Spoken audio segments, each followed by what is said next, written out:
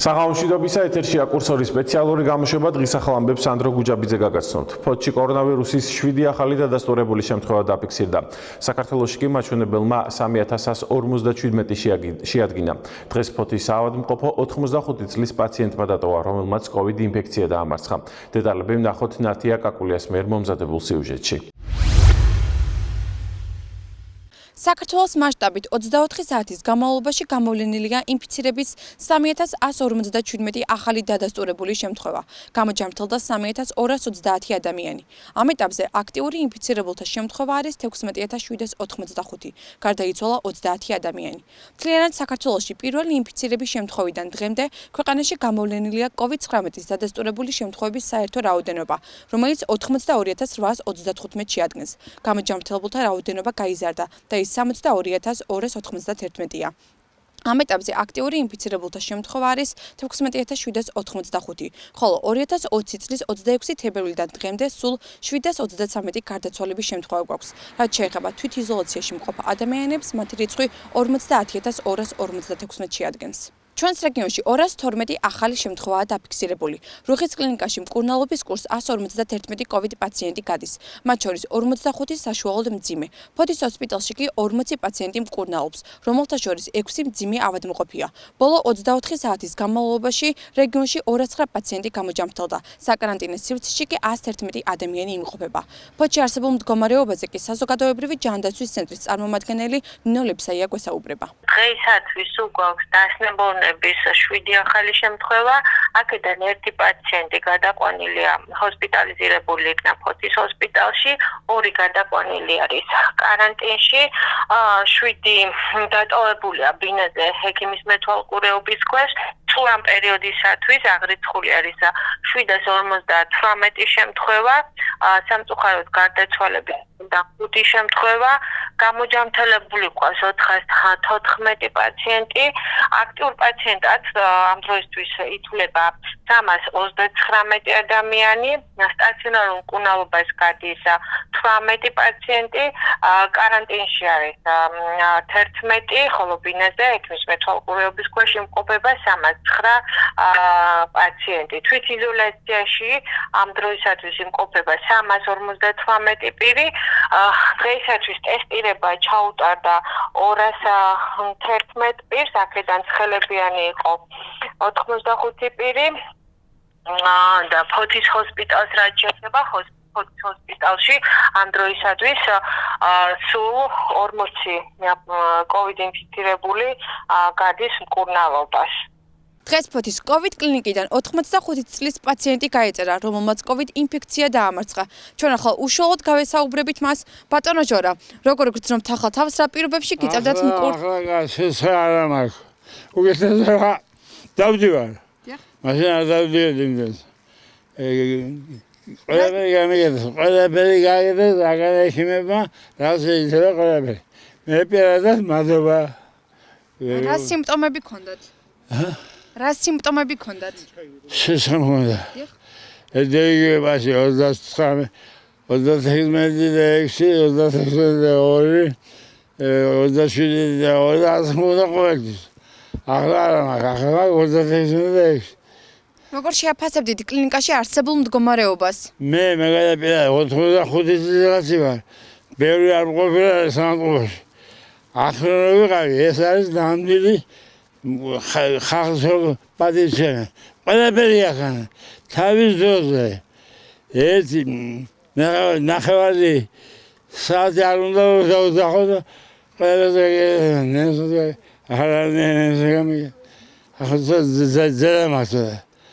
ბატონო ჟორა, რისკენ მოუწოდებთ ხალხს და რას ეტყვით მათ? ახალგაზრდა უნდა მიხედოს თავის სავს ერთი. მეორე რომ ექიმების მრჩევა უკეთესია. ზოგიერთი ჯუდი. მე არაფერი არ მაქვს. ახლა იმის დრო იმიდან საშიშია. ყველაფერი ამოშენებული. ამიტომ უნდა გავხსნას თავს. მისი მეტად ხარგაძო. ჩვენსაც უნდა ცხოვრება, მაგრამ ახლა ასე მეტ უნდა. კეფალის ფესტივალის ფარგლებში ფოთში ბიზნეს შეხვედრა მოეწყო. ტურიზმის სფეროში ჩართულმა ბათუმელმა და ფოთელმა ბიზნესმენებმა სხვადასხვა პრობლემურ საკითხებზე გაამახვილეს ყურადღება. ფოთში 14 ნოემბერს კეფალის ფესტივალის ფარგლებში ბიზნეს სადილი გაიმართა. ბიზნესმენები სხვადასხვა ქვეყნის წარმომადგენლები არიან, რომლებიც ამჟამად ბათუმში საქმიანობენ და მათ ქართულ კოლეგებთან ერთად განსახორციელებელი სხვადასხვა საკითხები განიხილეს. Уже живу 3 года в Батуми и у нас მე ყაზახეთიდან ვარ. 3 წელია ბათუმში ვცხოვრობ. ჩვენ ბათუმში გვაქვს ბიზნეს გაერთიანება. ნანატაბიძეს ვიცნობ 2.5 წელია. მან შემოგთავაზა ჩამოსული ყავით და ფესტივალის შესახებ გაგვეგო ინფორმაცია. მე მგო ორჯერ ვიყავი კეფალის ფესტივალზე. ძალიან საინტერესოდ მომეჩვენა. ახლობლებსაც შევთავაზეთ ჩამოსულყვენ ფოთში და საკუთარი თვალით ენახათ. თუ რა საინტერესოა ფოთი. ასევე ძალიან სასიამოვნოა რომ შეგვიძლია ამ ლამაზ ბაღში შევხვდე ფოთელ კოლეგებს და გავუზიაროთ ერთმანეთს გამოცდილება. Конечно, поездки это то, что мы можем посидеть вот так вот. Здесь занимаюсь организацией. მე უკრაინიდან ვარ. აქ ტურისტულ ბიზნესს ვუკეთებ ორგანიზებას. ასევე ვატარებ საქალაქო კვესტებს. ფოთი ბევრჯერ გამივლია, თუმცა არასდროს არ გავჩერებულვარ. ამჟამად დამაინტერესა კეფალის ფესტივალმა და დღეს მის შესახებ ამომწურავ ინფორმაციას ვიღებ. პირველად საქართველოში 2014 წელს ვიყავი და ძალიან შემიყვარდა აქაურობა. შარშანკის საცხოვრებლად გადმოვედი. Такие вещи, как там фестивали, мне очень интересно. Я живу в Батуми почти 3 года. მე ვცხოვრობ ბათუმში თითქმის 3 წელია. ჩამოვედი რუსეთიდან. ჩემი ქვეყანა ეგრეთ წოდებული საპრეზიდენტო არჩევნების დღეს დავტოვეთ, რადგანაც ასეთ რუსეთში ცხოვრება აღარ გვსურდა. მადლობა ქართულ ერს, რომელიც ასეთ ველად ხდება ჩამოსულებს. არასდროს ნეგატიური დამოკიდებულება არ მიგვრცნია. ძალიან მომწონს აქაური კლიმატი. მინდა რომ საქართველო განვითარდეს, აყვავდეს და გააგრძელოს სტუმართმოყვარეობის ტრადიციები. მე ბევრი მეგობარი მყავს, როგორც ქართველებს, ასევე ჩამოსულებს შორის. ისინი ბათუმის მაფია კლუბში გავიცანი, რომლის დამფუძნებელი ირინა კვასალიაა. რამდენადაც ვიცი, ფოთში ცხოვრობდა. Приятно и, конечно, 360 дней в году ორგანიზატორებმა ქალაქის პოტენციალზე და არსებულ რესურსებზე გაამახვილეს ყურადღება და სტუმრებს ფოთში ტურისტული ბიზნესის განვითარებაში აქტიურად ჩართვისკენ მოუწოდეს. კეფალის ფესტივალის ფარგლებში დღეს ჩატარდა ბრექფესტი, ანუ ჩამოსული არიან რეპატრიანტები სხვადასხვა ქვეყნიდან. 20 კაციანი ჯგუფი, რომელიც ბათუმიდან ჩამოვიდა, დღეს ეს გვესწუმრა კერძოდ ნანატაბიძეს სახლში. დღეს განვიხილავთ სხვადასხვა თემებს, რაც არის დაკავშირებული ტურიზმის განვითარებასთან, ჩვენი ქალაქის ტურისტულ პოტენციალთან, ვაჩვენებთ ისტორიულ შენობებს, ნაგებობებს და აუხსნით ფოთის გარემოს. ესენი პირველად არიან ჩამოსული ფოთში და მაქსიმალურად ვეცდებით რომ ვაჩვენოთ კეფალის ფესტივალის ფარგლებში ჩვენი ქალაქი და ჩვენი ქალაქის კულტურა და ისტორია. დღევანდელი ღონისძიება ჩვენთან სახლში, კერძო სახლში ფოთში არის საკმაოდ საინტერესო, იმიტომ რომ რამოდენიმე ფუნქცია აქვს მაგ ღონისძიებას, თუ შეიძლება ითქვას. პირველი არის ის, რომ ჩვენ ყველაფერს ისევ და ისევ რასაც ვაკეთებთ, კეფალის ფესტივალის ფარგლებში ვაკეთებთ და 2 დღის წინ ჩვენ ჩავატარეთ კონკურსი და დღეს ჩვენ მასპინძლობთ ბათუმიდან ბიზნეს ჯგუფს, რომელიც აკეთებს ხდება ერთმანეთს ყოველ შაბათს ან კვირას და ეცნობიან ერთმანეთს, უზიარებენ იდეებს, ფიქრობენ თუ როგორ უნდა გაუმჯობესდეს ეს თუ ის ბიზნესი. ეს ჯგუფი ბათუმში არის საკმაოდ სერიოზული და დიდი და ეხლა ჩვენ მეგობრობთ მაგათთან და მოვიწვია ეს ჯგუფი ჩვენთან ფოთში. პირველი ის რომ ვაშვენოთ ფოთი, იმიტომ რომ აი ყველა ლაპარაკობს იმას, რომ ვიცით რომ არის ასეთი ქალაქი, მაგრამ არასდროს არავითარი სურვილი არ გქონდა რომ შემოვიდეთ. ჩამოვიყვანეთ დღეს ფოთში და მერე ჩვენ გვაქვს ესე იგი გასეირნება ფოთში. ეს პირველი. მეორე მომენტი არის ის, რომ აქ არის ბევრი ხალხი, ვისაც აქვს ბევრი იდეები კეფალის ფესტივალისთვის. და ჩვენთან ახლა ფოთის ბიზნესმენებიც არიან და ჩვენ უზიარებთ ერთმანეთს აი ამ იდეებს. და მესამე მომენტი, რა ვიცი, მე ძალიან მიყვარს სტუმრები და ჩვენ სახლში არიან. აი ეს სამი ძირითადი მომენტია. ბოლოს სტუმრებმა ქალაქის უკეთ გაცნობის მიზნით ფოთის ღირსშესანიშნავი ადგილები დაათვალიერეს. ანსამბლი ლაზიკა 25 წლის იუბილეისა და ვარსკვლავის გახსნისთვის ემზადება. ებით ვითარებიდან გამომდინარე ვნახოთ რა პირობებში უწევთ მათ მუშაობა.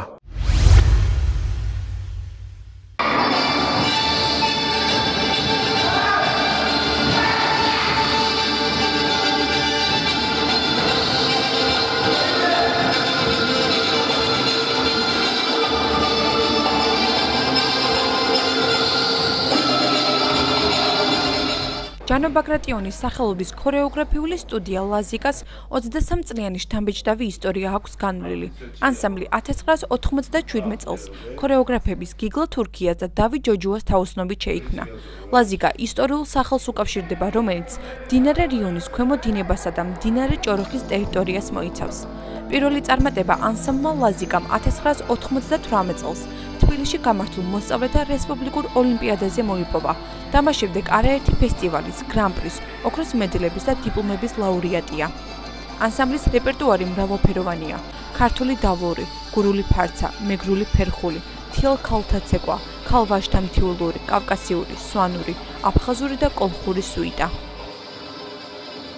მოგეხსენებათ, ანსამბლი ლაზიკა მომავალ წელს ხდება 25 წლის. ემზადებოდით იუბილეისთვის. 2011 წელს ანსამბლი გახდა სახალხო ანსამბლის წოდება მიენიჭა. უკვე მოსული იყო ის პერიოდიც, რომ დროც დადგა, რომ ვარსკვლავის მინიჭებაც ძალიან ისეთი სერიოზული ღონისძიებები ჩატარება გვინდოდა ვარსკვლავის გახსნასთან დაკავშირებით, მაგრამ პანდემიის გამო ეს ყველაფერი ჩაგვეშალა. რეპეტიციები მიმდინარეობდა, მაგრამ სხვადასხვა ლოკაციებზე, მალთაყვის მოედანზე, ავიცი სადაც არ ვიყავით, ღია მოედნებზე დავდიოდით, რომ სოლისტები ფორმიდან არ ამოვარდნილიყვნენ. უკრაინაში ჰქონდა ძალიან დიდი ღონისძიება დაგეგმილი 4 ქალაქში, ლვოვში, ივანო-ფრანკოვსკში, ხარკოვში და მოდენაში. ესე იგი 4 ქალაქის 8 კონცერტი ჩაგვეშალა. ძალიან დიდი ღონისძიება იგეგმებოდა. თან ეს იყო კომერციული, ისე უბრალოდ ფესტივალზე არ მივდიოდით. 80% ბილეთების იყო გაყიდული. ჩვენ პანდემიამ ძალიან ხელი შეგვიშალა ვარჯიში, მაგრამ ჩვენ არ დავნებით და ყველანაირად შევეცადეთ ამ პირობებში გვემუშავა და აგვეწყო ცეკვები. ასევე ძალიან მენატრებოდა ცეკვა და ამის გამო სახლშიც ვარჯიშობდი ხოლმე. ლაზიკა პანდემიის ვითარებაშიც კი ინტენსიურად განაგრძობდა მოცეკვავეების მომზადებას. სტუდია სრულად აკმაყოფილებს დაწესებულ სტანდარტებს და რეპეტიციების ჩატარება რეგულაციების სრული დაცვით მიმდინარეობს. თუმცა 15 ნოემბრიდან ანსამბლმა ებით ვითარების გამო სწავლების პროცესი შეწყვიტა და მას სავარაუდოდ შემდეგი თვიდან განაახლებს. სტანდარტებს რა თქმა უნდა ვიცავთ, ნახეთ ალბათ გარეთ. მარტო აი ერთ ფოიეში 4 აი ხელის დასაბანერიც რა ქვია ხსნარი, აი ამის დანადგარი გვიდგას 4 ადგილზე, გასახდელში, შემოსასვლელში, დარბაზის შემოსასვლელში, დეზობარიერები რა თქმა უნდა. და ეს ყველაფერი დაცული გვაქვს. ამის არ გვეშინიან, თავარია მოვიდეს ჯამთელი ბავშვი და სამწუხაროდ პარასკევს გამოიცა ახალი კანგარგულება. და ჩვენ დროებით წყვეთ მუშაობას, აი დღეიდან წყვეთ მუშაობას თვის ბოლომდე თავ შევიკავებთ და მე ალბათ ისევ ახალი რეგულაციებით გავაგრძელებთ მუშაობას. მე ვარ ანსამბლ ლაზიკის ერთ-ერთი წევრი. პანდემიამ ხელი ძალიან შეგვიშალა, თუმცა დღესდღეობით ჩვენ ისევ ჩვეულებრივ რეჟიმში ვაგრძელებთ ვარჯიშებს. სამომავლოდ ლაზიკას აქვს 25 წლის იუბილე. არის ვარსკვლავის გახსნა. მოხარული ვიქნებით თუ თქვენს გვეწვევით. პანდემიამ ძალიან შეგვიშალა ხელი, ძალიან კმაყოფილი ვართ ლაზიკა. მთელი ჯგუფი ხელმძღვანელებით პანდემიის გამო არ გავდივართ საზღვარს გარეთ. ძალიან კმაყოფილი ვართ ბატონი ანსამბლის ხელმძღვანელის ბატონი გიგლა თურქიაზე, ქორეოგრაფების ლაშა და შოტიკო ჩოფლიანების, მარინა წაავასი, ნარინა ფხაკაძესი, ნია წაავასი და წარმატებებს ვსურვებ ლაზიკას. ანსამბლი ლაზიკა ქართული სულიერების სამსახურშია და 25 წლის იუბილესა და ვარსკვლავის გახსნისთვის ემზადება.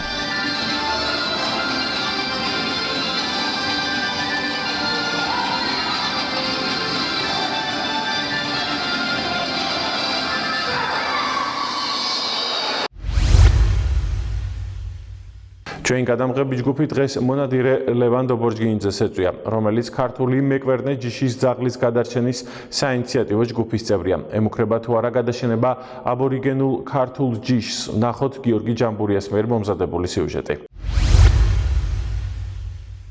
ქართული მეკვერნე ძაღლი, რომელიც 3 ქართული აბორიგენული ჯიშიდან ერთ-ერთია გადაშენების პირას იყო მისული. ის ძირითადად დასავლეთ საქართველოში იყო გავრცელებული. 1000 წლეულების წინ ჯიში ჯერ კიდევ მრავლად იყო წარმოდგენილი და საბჭოთა კავშირის პერიოდში გამოფენებზეც აქვს მონაწილეობა მიღებული. რატომ დაინტერესდი ამ ძაღლის ჯიშით და როგორ აღმოჩნდა ეს ძაღლი თქვენთან? ნუ დავიწყებ თავიდან საუბარს იმით რომ ბავშვობიდან მქონდა ყოველთვის ბუნებასთან შეხება, მიყვარდა ნადირობა და გამომდინარე იქიდან რომ საქართველოში არსებობს მხოლოდ ერთადერთი ქართული მონადირე ჯიშის ძაღლი რომელიც არის მეკვერნე, ყოველთვის მქონდა სურვილი რომ ეს ძაღლი მყოლოდა და უკვე როდესაც მომეცა იმის შესაძლებლობა რომ ამეყვანა კონკრეტული ჯიშის ძაღლი, ჩემმა მეგობარმა აჭარიდან დამეხმარა და ასე ვთქვათ მაჩუკა ეს ლამაზი მონადირე ძაღლის ჯიში. ზოგადად იყო ძალიან ცნობილი ძაღლები, ესე ვთქვათ, ერთ-ერთი ძაღლის სახელი იყო მაგალითად ეს ხდება 50-იან წლებში საქართველოში, მას ერქვა სახელად ჩაქირა, ეს იყო კონკრეტულად ძაღლის სახელი. ეს ჩაქირა ძალიან ძლიერი მონადირე ძაღლი იყო. ძალიან ბევრ გამოფენებშიც ღებულობდა მონაწილეობა და გამომდინარე იქედან რომ შემდეგ მოხდა ამ საუკეთესო ეგზემპლარზე ძალიან ბევრი ძუს ესე ვთქვათ დართვა შემდეგ მეტსახელიც კი შეარქვეს ამ ჯიშის ძაღლს ჩაქირა. რა თქმა უნდა ეს არასწორია.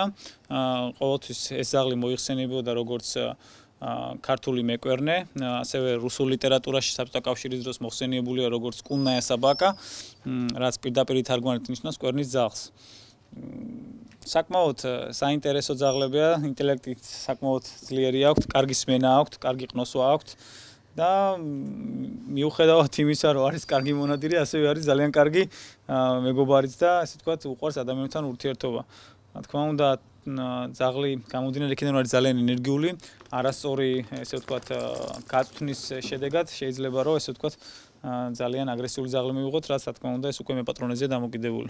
ამ ჯიშის ძაღლს ძირითადად კვერნაზე სანადიროდ იყენებდნენ, თუმცა ის ასევე ჩლიქოსლებზე, ტახზე და დათვზეც იგეშებოდა. კვერნისებრთა ბეწვის დამზადების შეწყვეტის შემდეგ ძაღლმა ფუნქცია დაკარგვა, გადაშენება დაიწყო და მხოლოდ ერთეულ მონადირეებთან იყო შემორჩენილი. მეკვერნეს გადარჩენისთვის საინიციატივო ჯგუფი შეიქმნა, რომელთა მიერ რეგიონებში ამ ჯიშის ძაღლების მოძიება, აღრიცხვა და გამრავლება ხდება. აღსანიშნავია, რომ ჯიში უკვე აღიარებულია საქართველოს კინოლოგების მიერ. კონკრეტულად ის ხალხი, ვინც დაინტერესებული ვართ ამ ძაღლის ჯიშის მოშენებით და გამრავლებით, შევქმნით ჩვენი საინიციატივო ჯგუფი. სხვადასხვა რეგიონებიდან ვართ, როგორც სამეგრელოდან, ასევე დედაქალაქიდან, გურიიდან, აჭარიდან. რამოდენიმე ექსპედიციას კი მოვაწყვეთ იმ სოფლებში, სადაც ეს ძაღლები ოდითგანვე იყო გავრცელებული. ეს იყო აჭარაში, გურიაში. პოულობთ სხვადასხვა მასალებს, ვეძებთ სხვადასხვა ესე ვთქვათ ჩანაწერებს, სადაც ეს ძაღლები არის მოხსენიებული.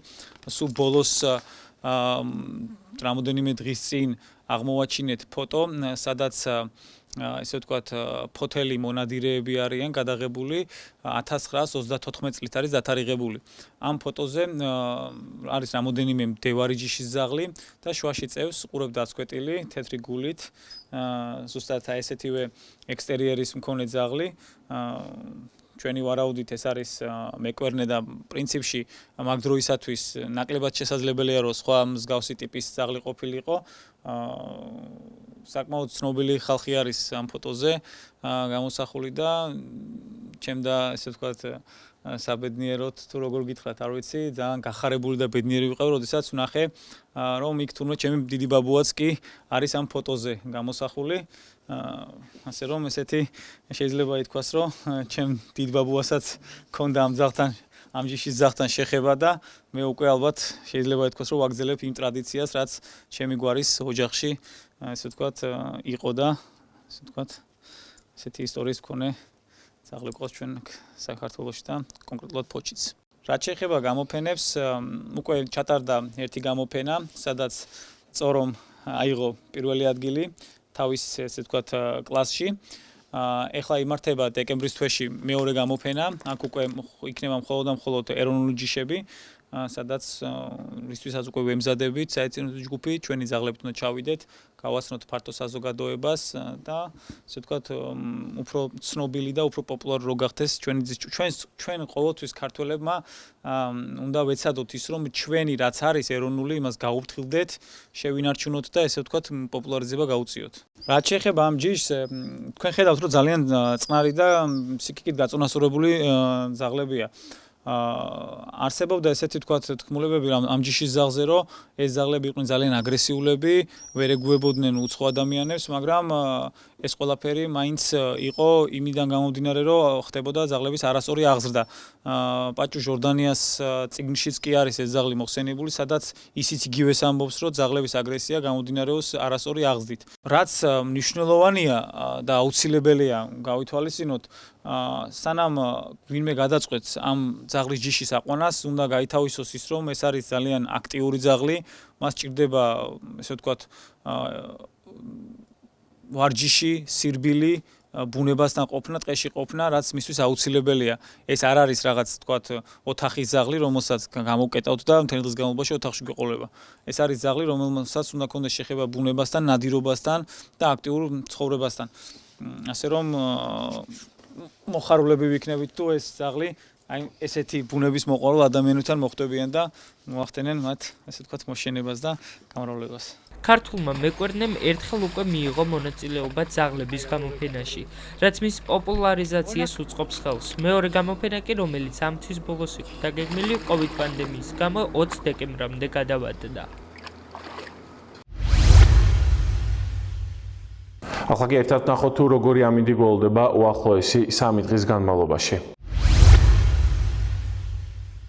17 ნოემბერს ფოთში მოსალონელია კოკისპირული წვიმა. ჰაერის ტემპერატურა დღისით +13 გრადუსამდე გათბება, ხოლო ღამით +8 გრადუსამდე დაიკლებს. მოსალონელია ჩრდილო-დასავლეთის მიმართულების ქარი 10-15 მეტრიწამის სიჩქარით. 18 ნოემბერსაც ფოთში წვიმიანი ამინდი შენარჩუნდება. დღისით ჰაერის ტემპერატურა +15 გრადუსი, ხოლო ღამით +10 გრადუსამდე დაიწევს. მოსალონელია ჩრდილო-აღმოსავლეთის მიმართულების ქარი 10-15 მეტრიწამის სიჩქარით. 19 ნოემბერს შედარებით ტემპერატურა მოიმატებს. დღისით +16 გრადუსი, ხოლო ღამით +11 გრადუსი შენარჩუნდება. კაც მოსალონელია ჩრდილო-დასავლეთის მიმართულების ქარი 10-15 მეტრიწამის სიჩქარით. ახლა კი ეთერს უთმობთ თბილისის სტუდიის მიერ მომზადებულ ვიდეო მასალას.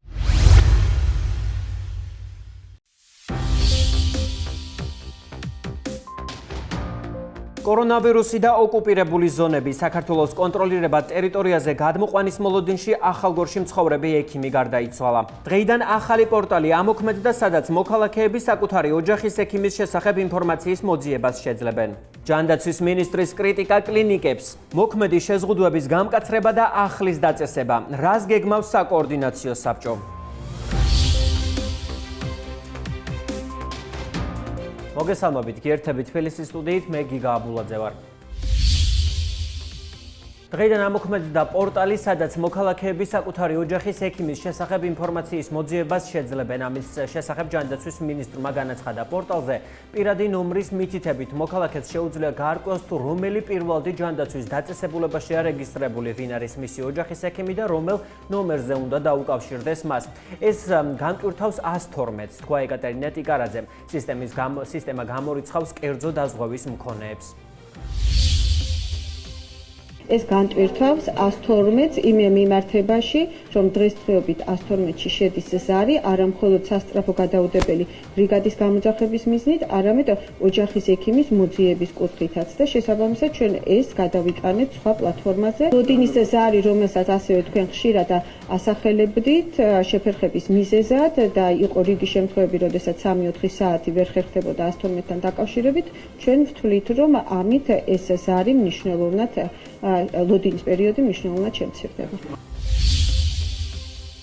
შეგახსენებთ, რომ მოსახლეობის ნაწილი 112-ის გადატვირთულობაზე ყოველდღიურად წერს, ესენი დაგვიანებულ პასუხს იღებენ, ამის გამო კი სასწრაფო დახმარების ბრიგადებს ჩამორჩენა აქვთ. ჯანდაცვის მინისტრმა დღესვე კლინიკები გააკრიტიკა და აღნიშნა, რომ საქმე გვაქვს არაეფექტურ მართვასთან. მისი თქმით, კლინიკებმა შედარებით მსუბუქი პაციენტები COVID სასტუმროებში უნდა გადაანაწილონ და სასუნთქი აპარატები ჟანგბადით უზრუნველყოფილ საწოლებთან ერთად მძიმე პაციენტებისთვის უნდა გამოყონ. მან ასევე დაამატა, რომ ქვეყანაში მობილიზებულია 1040 სასუნთქი აპარატი და 3400-მდე ჟანგბადით უზრუნველყოფილი საწოლი და ამ კუთხით ქვეყანაში კოლაფსი არ არის. პრემიერთან შეხვედრა შედგა იმასთან დაკავშირებით, რომ ქვეყანაში მოხდეს დამატებითი საწყო ფონდის მობილიზება რესურსებიც არსებობს და ამას გარდა შეხვედრა შეეხო არსებული საწყო ფონდის უკვე რაც ჰოსპიტალურ სექტორს მობილიზებული აქვს, მის კიდევ უფრო ეფექტურად გამოყენებას. ამის რესურსები არსებობს, შესაძლებელია როგორც თერაპიული საწოლების განტვირთვა, ასევე რაც კრიტიკულად მნიშვნელოვანია, ასევე არსებობს რეანიმაციული საწოლების განტვირთვის რესურსები. მოქმედი შეზღუდვები საკმარისი არ არის და კიდევ გამკაცრდება. ამის შესახებ დაავადებათა კონტროლის ეროვნული ცენტრის დირექტორმა განაცხადა. ამირან გამყრელიძემ ჟურნალისტების კითხვების მიუხედავად არ დაასახელა, რა ტიპის შეზღუდვების დაწესება განეხილება. სად შეიძლება მოიწყოს საველე ჰოსპიტალი, მთავრობაში ამ საკითხზე მსჯელობენ. საგამოფენო ან სამხედრო სივრცეები. ამირან გამყრელიძის თქმით, საველე ჰოსპიტალად ყველაფერი შეიძლება იქნეს განხილული. მისივე თქმით, თუ განთავსების მაჩვენებელი 15%-მდე დაიწევს, საველე ჰოსპიტალები აღარ დაგჭირდება. რატომ მაინდა-მაინც სპორტის სასახლე მითხარ? რატომ მაგალითად არ შეიძლება თქვათ ჩვენი საგამოფენო სივრცეები მოგეხსენებათ, ან იგივე ჩვენი როგორ გითხრათ, სამხედრო სივრცეები და ასე და ასე შემდეგ. ამ დროს ყველაფერი განიხილება. შეზღუდვები ქვეყანაში გარკვეული მოგეხსენებათ დაწესებულია და ეს შეზღუდვები კიდევ არ არის საკმარისი, კიდევ უფრო გამკაცრდება. ამაზე დღესაც იყო საკოორდინაციო საბჭოზე მსჯელობა, კიდევ დამატებითი კონსულტაციები გამართება დღეს, საღამოს ხვალ კიდევ და კიდევ უფრო გამკაცრდება მთელი რიგი შეზღუდვები ქვეყანაში. ამაზე მე წინასწარ ვერ გეტყვით. კორონავირუსთან დაკავშირებული შეზღუდვებით საქართველოს 7 ქალაქში 22 საათიდან გადაადგილება აკრძალულია. 22 საათიდან კვლევის ობიექტები სტუმრებს აღარ იღებენ. მოქალაქეებს მოითხოვებათ ქუჩაში და დახურულ სივრცეებში პირბადეებით იარონ. დახურულია სკოლები და ბაღებიც. კორონავირუსი და ოკუპირებული ზონები. საქართველოს კონტროლირება ტერიტორიაზე გადმოყვანის მოლოდინში ახალგორში მცხოვრები ექიმი იოანე გეთანაშვილი კორონავირუსმა იმსხვერპლა. ინფიცირებულის მდგომარეობა ნათესაობის თქმით სავარაუდოდ დაგვიანებულმა მკურნალობამ გაამწვავა. რატომ ვერ მოხდა დროულად პაციენტის ტრანსპორტირება და რა მექანიზმი მოქმედებს პანდემიის დროს გამყოფ ხაზს მიღმა დარჩენილთა ჯანმრთელობის დაცვისთვის. დეტალებს ანა არევაძის სიუჟეტიდან შევიტყობთ.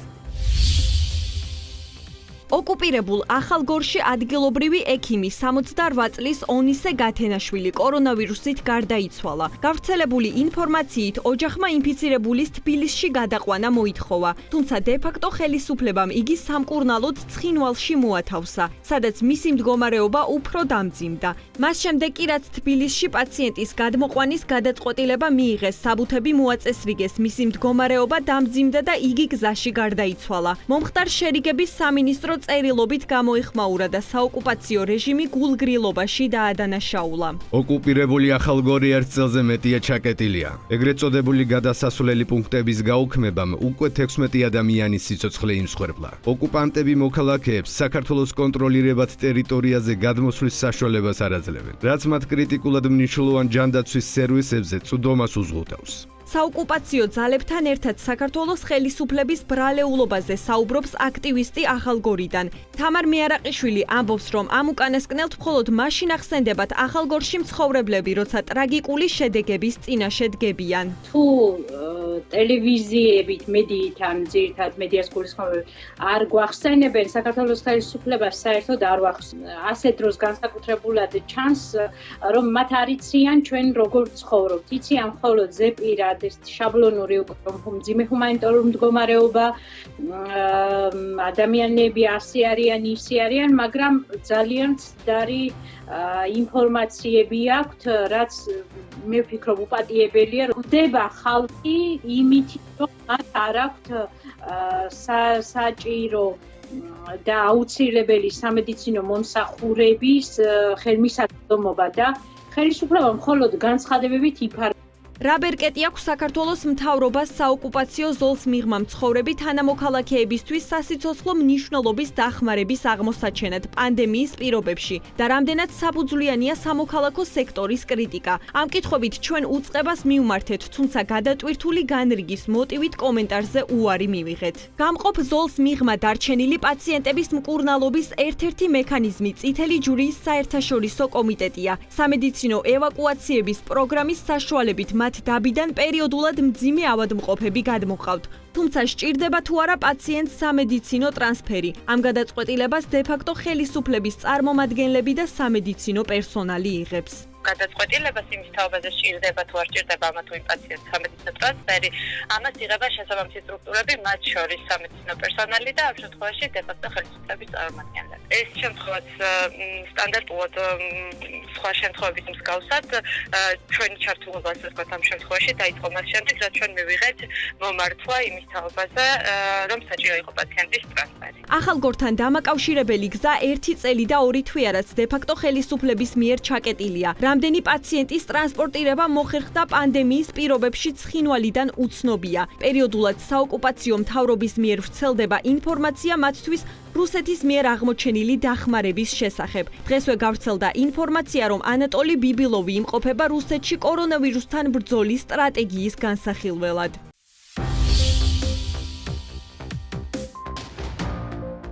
უცხოეთის სიახლეები მოკლედ. ბრაზილიელი ხელოვანი ხორხე რორიზი რიო-დე-ჟანეიროს კარნავალისთვის რეალისტურ ინდივიდუალურ პირბადეებს ქმნის. ამის შესახებ Reuters იწერს. იგი ფერად კოსტუმებს კარნავალისთვის აქამდეც ქმნიდა, მაგრამ პანდემიის ფონზე, როცა პირბადე ერთ-ერთი ყველაზე საჭირო ნივთად ითვლება, ხელოვნების გამოყენება ამ კუთხით სცადა. რორიზი ადამიანის სახის ქვედა ნაწილს თეთრ ნიღაბზე სრული სიზუსტით ხატავს. დიდი დროს უთმობს ისეთ დეტალებს, როგორიცაა ტუჩები, კანის ფერი, ნაკუთები და ასე შემდეგ. ნიღბები პოპულარული გახდა იმ ადამიანებში, რომელთაც არ უნდათ სახის დამალვა, მაგრამ ვირუსისგან თავის დაცვა სურთ. COVID-19 დიდი გავლენა აქვს ადამიანის ფსიქიკურ ჯანმრთელობაზე, ამბობს ექიმი მაიკ მაკბრაიდი, წერს BBC. ეს ყველასთვის განსაკუთრებით რთული წელი იყო, აღნიშნა მან და მოსახლეობას მოუწოდა ზამთარში განსაკუთრებით გაუფრთხილდნენ თავიანთ ფსიქიკურ კეთილდღეობას. მათთვის, ვინც განიცდის სტრესს, შფოთვას ან მარტოობას, ეს გრძნობები ზამთარში შეიძლება კიდევ უფრო გამოხატული იყოს, თქვა ექიმმა. სახლიდან მუშაობამ შესაძლოა უფრო მეტი რასიზმი და ადამიანის უფლებებზე ზიანის მიყენება გამოიწვიოს, წერს BBC Wolfe ინსტიტუტის კვლევაზე დაყრდნობით. სამუშაო გარემოში მეგობრობა გადამწყვეტია მცდარი წარმოდგენების გაქრობისთვის. ინსტიტუტის დამფუძნებლის ედ კესლერის თქმით, რაც უფრო მეტი ადამიანი მუშაობს სახლიდან, ისინი უფრო მეტ საფრთხეს უქმნიან იზოლირებულ ჯგუფებს. მან მინისტრს მოუწოდა ყურადღება გაამახვილოს ოფისებსა და სამუშაო ადგილებზე, როგორც საზოგადოების ურთიერთობის გაუმჯობესების სასიცოცხლო არეალზე. კვლევაში მონაწილეობა მიიღო 11701 ადამიანმა. ამით თბილისის სტუდია დასრულდა, ნახვამდის.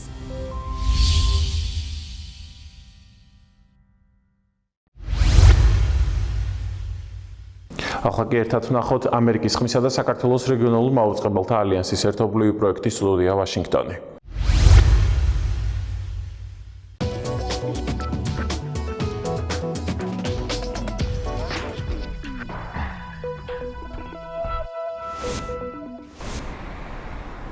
გამარჯობა, ეთერშია სტუდია ვაშინგტონი, ამერიკის ხმისა და რეგიონულ მაუწყებელთა ალიანსის ერთობლივი პროექტი. ამერიკის დედაქალაქიდან დღეს მე, მარია მუგრეხელიძე ვიმუშავებ. გიყვებით ამერიკასა და მსოფლიოში მიმდინარე მნიშვნელოვანი ახალი ამბების შესახებ. შეერთებულ შტატებში საარჩევნო უსაფრთხოების სამსახურების თქმით, უსაფუძვლოა ინფორმაცია იმის შესახებ, რომ ამერიკის 3 ნოემბრის საპრეზიდენტო არჩევნებზე საარჩევნო ხმების ამსახველი სისტემის მიერ საარჩევნო ბიულეტენები წაიშალა ან დაიკარგა. ეს განცხადება ფედერალური მთავრობის 2 სააგენტო, მათ შორის ამერიკის კიბერ-უსაფრთხოების სამსახურმა გააკეთა. არჩევნების ინფრასტრუქტურის მთავრობის კოორდინაციის საბჭოს აღმასრულებელმა კომიტეტმა და საარჩევნო ინფრასტრუქტურის სექტორის კოორდინაციის საბჭომ განაცხადეს, რომ ეს არჩევნები ამერიკის ისტორიაში ყველაზე უსაფრთხო იყო. არ არსებობს მტკიცებულება, რომ ხმის მიცემის რომელიმე სისტემამ წაშალა ან დაკარგა ხმები, შეცვალა ისინი ან რაიმე სახის გაუმართაობას ჰქონდა ადგილი, განაცხადეს მათ. რესპუბლიკელი პრეზიდენტი დონალდ ტრამპი მტკიცებულებების გარეშე ირწმუნება, რომ 3 ნოემბრის არჩევნებზე ადგილი ჰქონდა გაყალბებას და დარღვევებს. ის არჩევნების შედეგებს ამ დრომდე არ აღიარებს. იმ პირობებში, როცა ჩვენი არჩევნების პროცესზე გვხვდება უსაფუძვლო მტკიცებები და ეს დეზინფორმაციის შესაძლებლობას ქმნის, ჩვენ გარწმუნებთ, რომ უდიდესი ნდობა გვაქვს არჩევნების უსაფრთხოებისა და სანდოობის მიმართ. ეს ნდობა თქვენც უნდა გქონდეთ. ამბობს ორი უწყება განცხადებაში, რომელიც შიდა უსაფრთხოების დეპარტამენტის კიბერ და ინფრასტრუქტურის უსაფრთხოების სააგენტომ გამოაქვეყნა. ორგანიზაციებმა განაცხადეს, რომ ყველა შტატს, სადაც შედეგები ახლოსაა, გააჩნია ბიულეტენების საქაღალდო ვერსია და ისინი მარტივად დაითვლება. 56 წლის კამალა ჰარისი ისტორიაში დარჩება როგორც ამერიკის პირველი ქალი ვიცე-პრეზიდენტი, თუმცა აქამდე ის იყო ამერიკაში პირველი ქალი, ვინც 2 ვადით იკავებდა მთავარი პროკურორის თანამდებობას. შემდეგ გახდა ამერიკის ისტორიაში მეორე შავკანიანი ქალი, ვინც სენატში მოხვდა. ახლა კი ის ამერიკის პრეზიდენტის მარჯვენა ხელი, ქვეყანაში ყველაზე დიდი ძალაუფლების მქონე მეორე ადამიანი იქნება. სულ რაღაც 55 წლის წინ ფერადკანიან ამერიკელებს არ ჰქონდათ არჩევნებში თანაბრად და თავისუფლად მონაწილეობის მიღების უფლება, ვიდრე 1965 წელს ხმის მიცემის უფლებების აქტი არ შეიქმნა. 1960 წელს რუბი ბრიჯი პირველი ფერადკანიანი გოგონა იყო, რომელიც ეგრეთ წოდებული თეთრკანიანების სკოლაში მივიდა. მისი უსაფრთხოების გარანტირებისთვის კი პოლიცია მიჰყვებოდა თან. კამალა ჰარისიც, როგორც თავად ამბობს, ხშირად იყო კანის ფერის გამო დისკრიმინაციის მსხვერპლი. ახლა კი ის ამერიკის არჩეული პირველი ფერადკანიანი ქალი ვიცე-პრეზიდენტია. ვიცე-პრეზიდენტი ნებისმიერ დროს მზად უნდა იყოს ჩაენაცვლოს პრეზიდენტს და საჭიროების შემთხვევაში მისი მოვალეობა შეასრულოს. ვიცე-პრეზიდენტის როლი წელს გამორჩეულად მნიშვნელოვანია, ვინაიდან ჯო ბაიდენი ამერიკის ისტორიაში ყველაზე ხნიერი პრეზიდენტია. ექსპერტები ვარაუდობენ, რომ კამალა ჰარისი გამორჩეულად აქტიური იქნება თავისი მოვალეობების შესრულების დროს. მსოფლიოში წითელას შემთხვევები რეკორდულად იზრდება. 2019 წელს შემცირებული აცრების გამო წითელას დადასტურებული შემთხვევების რაოდენობა ბოლო 25 წლის განმავლობაში ყველაზე მაღალია. სიტუაცია კორონავირუსის პანდემიის გამო კიდევ უფრო გაუარესდება. ამ ინფორმაციას ჯანდაცვის მსოფლიო ორგანიზაცია და ამერიკის დაავადებათა კონტროლის ცენტრი ავრცელებენ. ახალ კვლევაში, რომელიც ამ ორმა ორგანიზაციამ ერთად გამოაქვეყნა, ნათქვამია, რომ 2019 წელს წითელას 870,000 ახალი შემთხვევა დაფიქსირდა, რაც 1996 წლის შემდეგ ყველაზე მაღალი მაჩვენებელია. გაზრდილია ამ ვირუსის გამო გარდაცვლილთა რაოდენობაც 2016 წელთან შედარებით წითელას დიაგნოზით გარდაცვალების მაჩვენებელმა თითქმის 50%-ით იმატა. გასულ წელს წითელას შემთხვევების ზრდა მსოფლიოს თითქმის ყველა ქვეყანაში დაფიქსირდა. საქართველო ერთ-ერთია, სადაც დაავადების შემთხვევების რაოდენობა განსაკუთრებით მაღალია. მსოფლიოში დაფიქსირებული წითელას შემთხვევების 73% საქართველოზე, ყაზახეთზე, ჩრდილოეთ მაკედონიასა და უკრაინაზე მოდის. დღეისათვის სულ ეს იყო. თქვენ უყურებდით სტუდია ვაშინგტონს, ამერიკის ხმისა და რეგიონულ მაუწყებელთა ალიანსის ერთობლივ პროექტს. ჩვენი გადაცემების ნახვა და სხვა საინტერესო სიახლეებისთვის თვალყურის დევნება შეგიძლიათ ჩვენს ვებგვერდზე 3w.amerikisxma.com. აუცილებლად შემოგვერთდით ჩვენი Facebook-ის, Instagram-ისა და Twitter-ის ოფიციალურ გვერდებზეც. მე მარიამ უგრეხელიძე ვარ და მომავალ შეხვედრამდე გემშვიდობებით. ნახვამდის.